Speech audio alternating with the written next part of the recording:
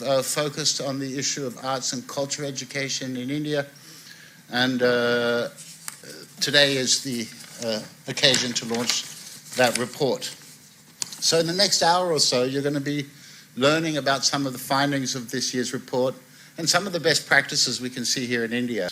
And there really is growing evidence that access to quality culture and arts education enhances brain development, improves skills in areas like geometry and science, fosters socio and emotional development, enhancing empathy, self-reflection, and self-esteem.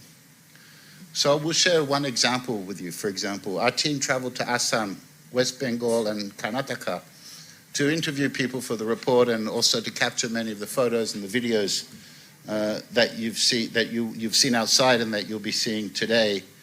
And they had the privilege of meeting a student called Arjun Silvaraj, who's a class 12 student, part of the National Institute of Open Schooling. And despite facing challenges in hearing and speaking with very limited ability to hear or none to hear or to speak, Arjuna has found really remarkable ways to communicate with the world through his creativity and his artistic skills. Here are some of the stunning paintings he's created. His work vividly demonstrates how culture and arts education can empower really all learners, giving them a voice and a platform to express unique perspectives.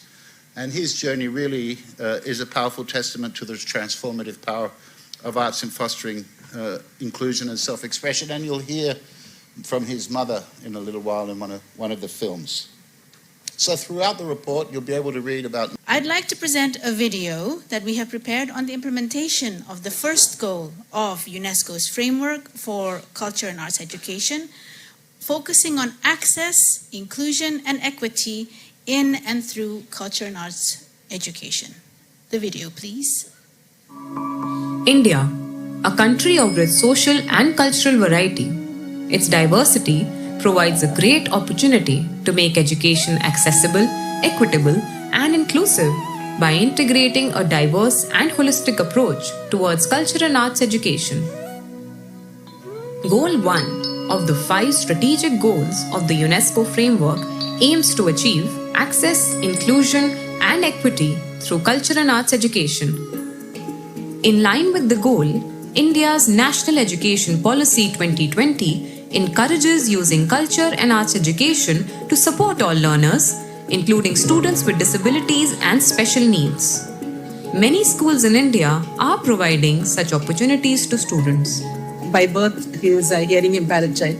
So his learning itself started through arts. And whatever he wants to communicate also, he used to draw and show me.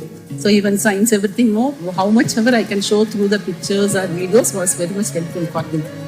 I feel that art integration in his life has done a good job. Every child has their own unique learning style. In the case of children with special needs, many a times they cannot express the way they want to learn. But even with children with special needs, art becomes very therapeutic.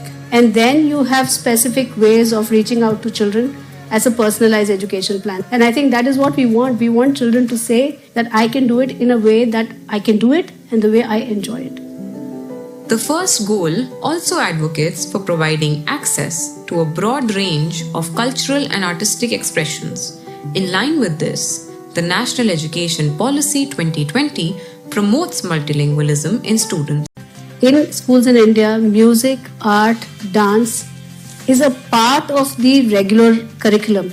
And earlier it used to be called curricular and co-curricular. But with the NEP coming in, those silos have vanished.